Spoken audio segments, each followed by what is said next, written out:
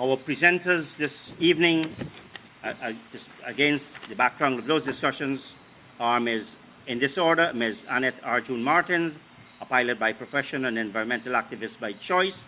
She will be speaking in her capacity as the Guyana Marine Conservation Society President, well known for her work with communities in Region 1, which rely so much on the coastal waters in which all exploration and production will take place. She's going to be talking on the biodiversity of the Shell Beach protected area and ecosystems of Guyana's largest swathe of intact mangrove forest. I want to start off by saying thanks to Audley James, the gentleman in the blue, who started sea turtle conservation in Shell Beach in the 1960s, and his son, Romeo de Freitas, next to him, second-generation sea turtle warden. Because everything that I know about Shell Beach, I have to thank these two gentlemen. So here we go. As Chris mentioned, Article 25 of our Constitution, the Shell Beach protected area. This protected area is within the Winey River to the west and the Pomeroon River to the east. And it's 100 miles long. And as you can see from this photograph, that's all shells there. And actually the color is from pulverized shells and nothing else. So this is a map that shows you where Shell Beach is located, the yellow shaded area. And please note the 24 indigenous communities that are within and around and near the Shell Beach protected area. The total population of Region 1, this is my information from the regional chairman this morning, is 27,642 persons last check. So why is Shell Beach so important? Well, the ecology of the coastal zone and Shell Beach are inextricably connected to the coastal marine ecosystems generally.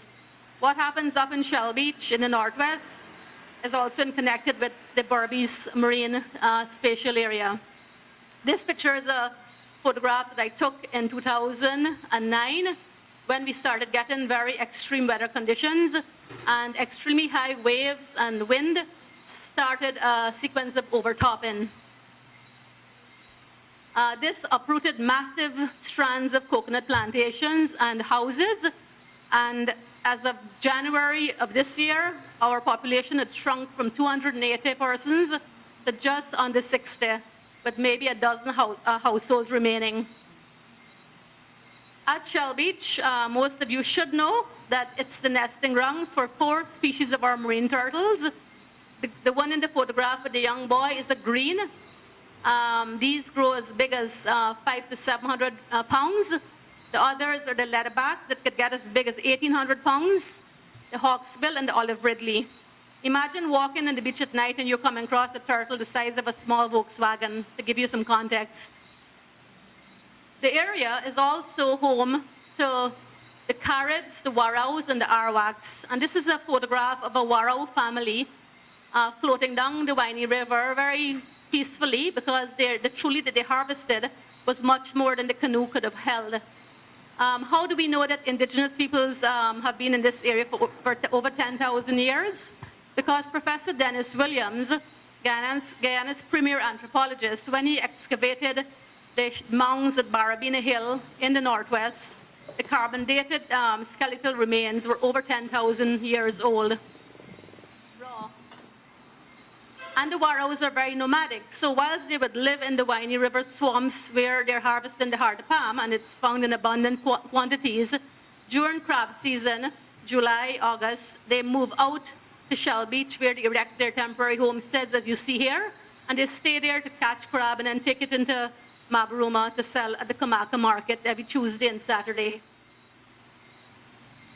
So we know that fisheries are very critically important to our economy. It contributes quite a lot to our economy, and especially to the local economies of our coastal regions, whether it's 1, 2, 3, 4, 5, or 6. Many fish species are dependent on the different habitats at the different stages of their lives. So for example, the fishes would spawn and the mangrove roots or the nurseries, then they go out into the sea, get mature, and then the whole cycle continues. So this is part of Shell Beach as well. It's not all hard terrain. you have hard terrain beaches and then beaches and swamps. And swamps are essential water sources to mangroves and flora and fauna, as well as, of course, to the water resources for the people in the area. That is our Iron Pond Beach. And the lovely thing about Shell Beach is you find flora and fauna that you can't find elsewhere. So this, for example, is a paradox frog. And it's a frog that when it's young, it's the size, the tadpole here, as you're seeing, is very big. And then as it gets older, it shrinks until it's full adulthood. It turns to like 2-3 inches at the most. So only in Shell Beach, remember that. I call it frogmosis. So here we have the intact mangrove forest. This is the most intact mangrove forest in Guyana, and they're abundant in the Shell Beach area. Mangroves are also especially important because they sequester 10 times more carbon than, say, a green hard tree or a hardwood tree. So they have extremely valuable sequestration properties. And how do you quantify that? How do you put a cost to that? Think on that. They're also home to many species of birds, and here you have the beautiful Scarlet Ibis. I always tease the Trinidadians that their ibises come from Shell Beach because here we literally have them by the thousands. In the evening, when it's coming in at dusk, they literally transform the green mangroves red before your very eyes. It is just unimaginably beautiful. We also have a lot of migratory seabirds there, and of course they come here during the winter seasons. Our waters are home to several species of marine mammals, and this is a pot of bottlenose dolphins that I took in the Winey River, and there are 7 species of dolphins found in our waters. We also have mud banks that are extremely valuable because they provide nesting grounds for shrimp and crabs. And of course, the Scarlet Ibis feeds on crustaceans that gives it that pink color. Without crustaceans, it wouldn't be that color. So why am I here telling you about Shell Beach Protected Area? What's important about it? Well, I think this slide speaks for itself. The green shaded areas are Shell Beach Protected Area, the only protected area along Guyana's entire coast. And you can see what is out in 120 kilometers offshore.